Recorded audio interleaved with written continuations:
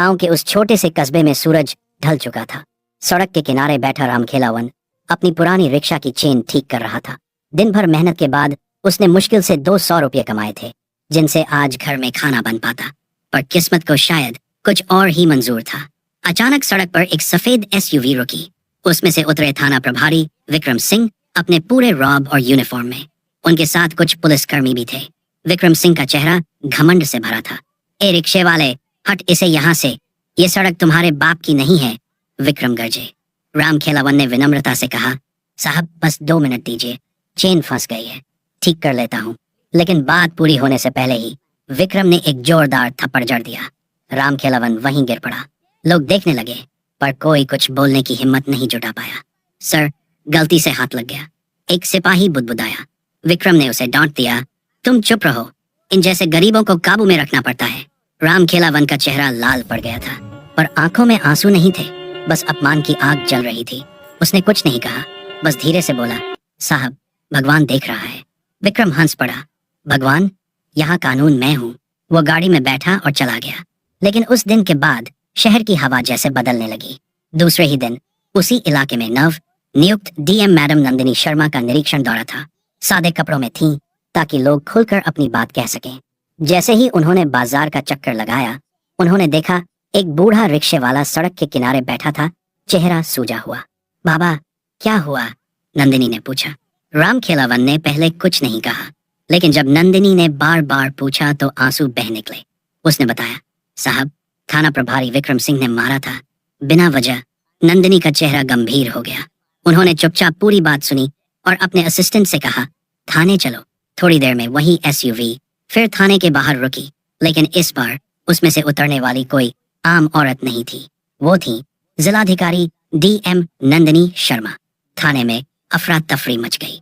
सब लाइन में खड़े हो गए। विक्रम सिंह खुद कुर्सी से उठकर सलाम ठोंकने लगा। मैडम प्रणाम। नंदिनी बोली, थाना प्रभारी, कल शाम आपने एक रिक्शा वाले को मारा? विक्रम घबराया, नहीं नहीं मैडम, ऐसी कोई बात नहीं।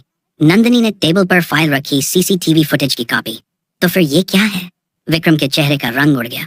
पूरे स्टाफ के सामने नंदिनी ने कहा, जिसने वर्दी पहनकर जनता का अपमान किया, वो इस वर्दी का हकदार नहीं।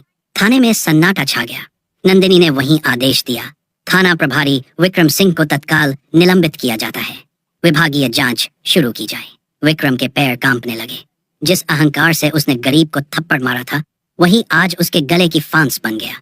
रामखेलावन को नंदिनी ने थाने बुलाया और कहा, आपकी गलती नहीं थी, इस देश में कानून सबके लिए बराबर है। वो बोले, मैडम मुझे इंसाफ की उम्मीद नहीं थी, पर आज लगता है भगवान सच में कहीं न कहीं है।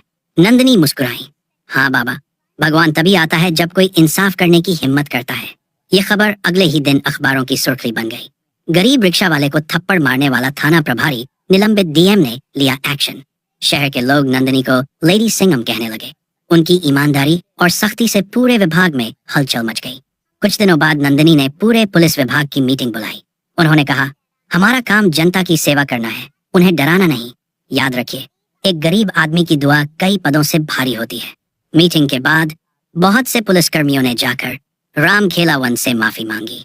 रामखेलावन बोला, आप सबका धन्यवाद, लेकिन असली जीत तो उस दिन होगी जब किसी गरीब पर कोई हाथ न उठाए। वो दिन जैसे शहर में एक नई सोच ले आया।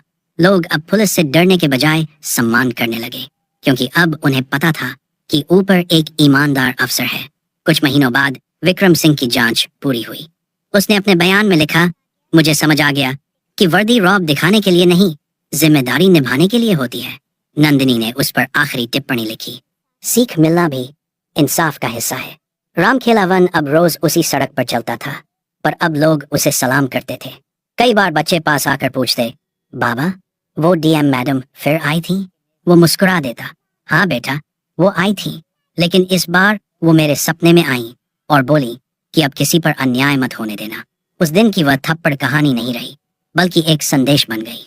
कभी किसी को उसकी मजबूरी पर मत तोलो, वरना किस्मत तुम्हें उसी तराजू में तोल देगी।